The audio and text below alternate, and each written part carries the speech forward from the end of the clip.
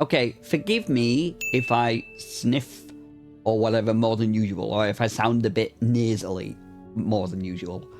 I've been ill for about a week now, and I can't shift this bastard cold.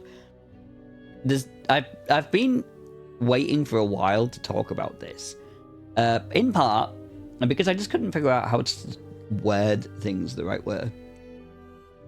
Lord, I've been struggling with that, believe me. But on top of that, whenever I felt like I might be ready to talk about it, I've got this fucking cold that won't go away. But you know what? I can't wait on it forever. I haven't posted a video in nearly 2 weeks. So, maybe 2 weeks, I'm not even sure. A while. So, sod it. Cold or not, let's go for it. Let's have some fun. Let's talk about the Veilguard.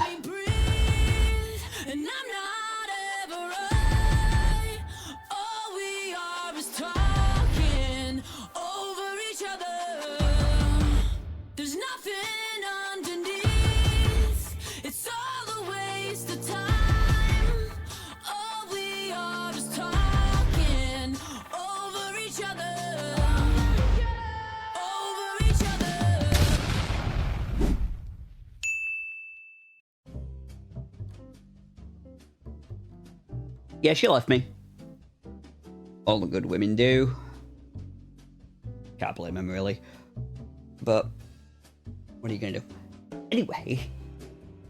Veilguard. Yes. So. I guess I don't want to say too much. Because in truth, I'm really late to this party. And everyone's already talked about it already. Yeah, so. There's not that much, I guess, I can add. But I wanted to push back on a couple of things I've seen. Because might not have been posting for the last couple of weeks, but I have been watching while I've been sat laid up, sniffling and coughing and everything else. And there we are. I've seen, obviously, like I'm sure most of you have, a lot of people saying how they've played Veilguard. They hate it. They don't like it. And it's nothing like what you'd expect out of a game like this, a dark fantasy game. Dark fantasy. I wish my fingers could do quotation marks properly. What is this? So it's some kind of fucking ET sign. But yeah, it's not a dark fantasy game, is it? Let's be fair. The thing I want to push back on is just this notion that I've seen where people have been saying, and this is not everybody, of course, it's not everybody. I'm not trying to create some kind of straw man out of everybody's argument here or anything like that. Because for the most part, I agree with a lot of the criticism. But a lot of people have also been saying, and I can see why, that, you know, we've got, like, for example, Tash, who is a non-binary character in Veilguard. It's got no place in Dragon Age. And again, I can see why they're coming to that conclusion, but I don't agree. I don't agree. Now, some of you will already be ahead of me here. You'll be like, "Oh, he's going to talk about the character from Inquisition." Yes, no, exactly that. Because the character Krem in Inquisition is an example of it being done right. When you're writing for a certain kind of game, you've got to write in a way that makes sense for it. The crux of the problem with Veilguard is not the topics that it broaches. Now, the story and whether the characters are likable or not, or whether or not the narrative starts and ends with the thing it should have ever been focused on. I'm not talking about any of that. I'm just talking about the more pricklier topics that have been discussed. You can have these kind of things in games. You absolutely can. The writing is the problem. Big brave Steve take, I know. The writing in Veilguard is bad. Ooh, I'm fucking stunning and brave. But you've got to really, I think, realize that it's making it look like to some people that we should just not have things like this kind of discussion in a game. When in reality, I think that's really a bad way to look at it. I don't like this idea of saying this kind of thing shouldn't be in games, or this kind of thing should only be in these kind of games. And I don't like that limitation. Creativity shouldn't have those kind of limitations around it. So how do you do it then? Well, I think we already know. Dragon Age already kind of solved it with Inquisition. It solved it by giving the idea of the non-binary like character. Let's just a character that is non-binary. Let's word it that way. It gave them an in-universe word, and that word also had meaning to the Qunari, and it kind of allowed for that to be in the game whilst still not sounding weirdly modern and out of place. Now, I did see a little bit of pushback against it. I saw an article, and it was actually criticizing it, because what it was saying was the idea of, oh, there's a non-binary character in the game, or there is a character in the game who was born a woman, but, you know, is living as a man, is a man. But they use a fake word, fantasy word, like they're using kid gloves with it. They're not really going for it, like, you know, they're being safe. They're not committing to the bit, basically. And I thought that was very silly. To me, that's good writing, because what that's doing is it's taking a modern element or a modern thing like non-binary, because the concept of being non-binary, obviously, that's not necessarily modern. We've had transgenderism and people living and dressing in opposite gender. The terminology itself is quite modern, or at least it is to my knowledge. If it's been used in the past, I wasn't aware of it up until a few years ago, and I don't think most people were. So to many of us, it does feel very modern. And to just throw that in there is so immersion breaking. And if I'm gonna go into the main crux of why I just think this doesn't work, it's the fact it breaks immersion. You can't have a game like Dragon Age, which begins with a game like Origins, and then, alright, we've got Dragon Age 2 and Inquisition, and whether you like those games or you don't is not relevant. The point is, take dialogue from any of those three games, and it does fit. But then you jump to Veilguard, and the dialogue itself doesn't feel like it's got any relation to what's come before. And if this was a cyberpunk game, for example, you know, a game set in the future or the modern times, I guess, it would at least fit. Now, would it be good writing? Probably not. But you could use the kind of terminology that it's using, and it wouldn't feel as grating because it would fit the tone. It would fit the theme. Another thing you could do as well is actually play up to the fact that you're making an RPG. This is what I mean when I say you've got to write for the thing that you're making, for the product that you're working on. Dragon Age, and people expect, I should say, Dragon Age to be an RPG. So with that, when Tash says, I'm non-binary, there should be an option to say, as your main character, something mean about it. What you should be able to do is say, for example, just an example of how you could do it is Tash is struggling and they come out as non-binary. Okay. But you're in, let's just say in this playthrough, you're doing a renegade playthrough, you're doing an evil playthrough, and so you're like, I'm gonna be a dick.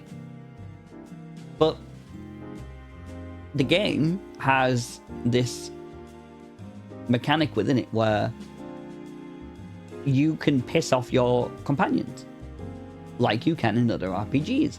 And when it comes to Tash, if you misgender Tash and you do it a few times, every time you do it, you know, it's one more tick. It's like you've done it once, you've done it twice, you've done it 3 times. Say that you do it 3 times. At that point, you know, once again, it will do what it does, where it says like Tash didn't like this or whatever. You know, this game's one of those games that does that. And then it'll reach a point where, okay, now where you have the option to make characters like you more and maybe unlock something in some games, like on this game, you can have it where Tash now, maybe she leaves the party. Maybe there's a cutscene where Tash goes, you're a fucking cunt. I don't have to stand for your bullshit. I'm gone. I'm done. And she leaves. And if Tash would have been an integral part of your party in the main, like, last bit of the game, if she would have been important, you fucked up. That would be an RPG way of dealing with that. Or, if you wanted to go a more basic route with it, you could have a fight with her or something. But there's ways around these kind of topics that you can absolutely do. And this game doesn't do them. This idea that we need to be progressive and we need to have inclusion. So let's just take very, very modern ideas and put them into a game. You can't just do that. You've got to do it with more care. And Veilguard just feels like, and I think the reason Veilguard is getting some specific pushback is because of just how aggressively it doesn't do that. How aggressively it just says, no, we're gonna just have these tropes of modernism just slapped right in there. And you've all seen the scenes by now, but I just really wanted to say, for all intents and purposes, that I don't like this idea that there's subjects and topics that shouldn't be in games. We can do them. We can do these topics, we can. But we have to do them right, and we have to do them in a way that feels fitting. And by the way, let me just push back on one more thing, because I keep seeing this pop up and it's really starting to piss me off. I remember seeing for the first time Wukong had this criticism leveled against it. And it's one of those little moments where you don't really notice it until you see it, and then when you see it, you can't stop seeing it. And what it was the criticism that Wukong didn't have female representation in the game. It was all men and monkeys. Men and monkeys. That wasn't true. It was a bit of a self-own from the reviewers who did say that, because like you only have to get through, I think it's either the end, is it chapter 3 or 4, when then there are women. Like the very early part of the game, it's true. There aren't I don't think there's any female characters like at the beginning of the game. But to say that there's no women in the game at all, such a big tell that you didn't play even most of the game. Jesus Christ. But regardless of that, what does it matter? Why do we...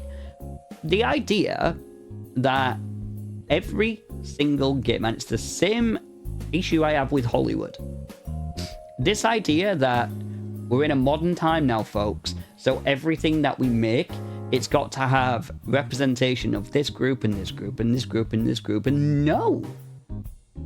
What if it doesn't make sense?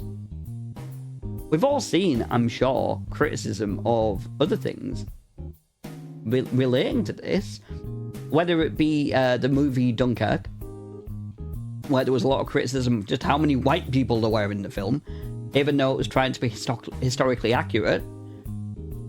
I mean, are we not allowed to ever do anything historically accurate again because we've got to have representation? A similar sort of issue was leveled at Kingdom Come Deliverance, and I've already seen its sequel being criticised for the same thing. this idea that every single game must have representation for all manner of things is completely ridiculous and has to stop. What you're basically saying when you say that is that I want everything to be a homogenous blob. Everything just to be the same. Nothing to be different. Whether it be Dragon Age, whether it be Cyberpunk, whether it be Kingdom Come Deliverance, it doesn't matter. They all need to be racially diverse and have, you know, gay, trans, non-binary representation, maybe have a bit of disability in there. But it wouldn't work for a lot of these games, and it also shouldn't even be a consideration. Put the characters in a game that work for the game. Whilst on one side of the aisle, I would say there are some people who need to really stop overreacting when they see a non-straight white character lead in the lead of a game, or a female lead in a game, or something to that effect. Because that does happen. It does. That's not necessarily a straw man. There are absolutely people on YouTube who do that. At the same time, when a game doesn't have that kind of representation in it, people need to stop screeching that this specific game needs all of the representation, otherwise it's a bad, evil game. Let games, let films, let all kinds of media be what they are. Just let them have their own way of doing things. If you're a creative writer, if you're a director, make what you want to make. If you independently want to have certain things in your property or in your production, go for it. But don't force it on everyone, and for the love of God. Actually, I was going to say something about the journalists, but they're so far gone at this point, honestly. Not even worth it. But to bring it all back around to Veilguard, I feel like we all feel very similarly. You know, I've talked to a friend of mine who is trans.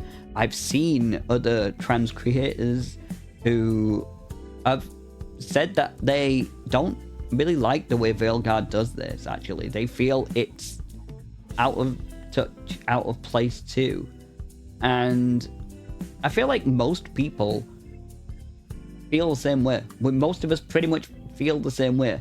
But because we've decided that there's this ideological divide, this fucking culture war thing, which is I goddamn hate, people are talking past each other. That was the reason for the my clever little Linkin Park thing at the beginning there. I'm clever. I'm smart. Clap for me, please. No? Okay. But, yeah. All of this just to say, the writing in Veilguard's a bit shit. And I just wanted to put a video out there. From now on, I'm going to try and focus on making some fun stuff, because I think there's been a lot of tension in the world lately, and we could all do with a little bit of levity. So, that's my feelings on Veilguard. Agree or disagree with me, I don't mind either way. Perfectly fine. Also, by the way, it would have been really good if we could have told Tash to fuck off. She really does feel like an annoying teenager that you just want to give a slap. But yeah, that's it. That's good. That's me. And I don't really know how to end this video now, so I guess we'll just go with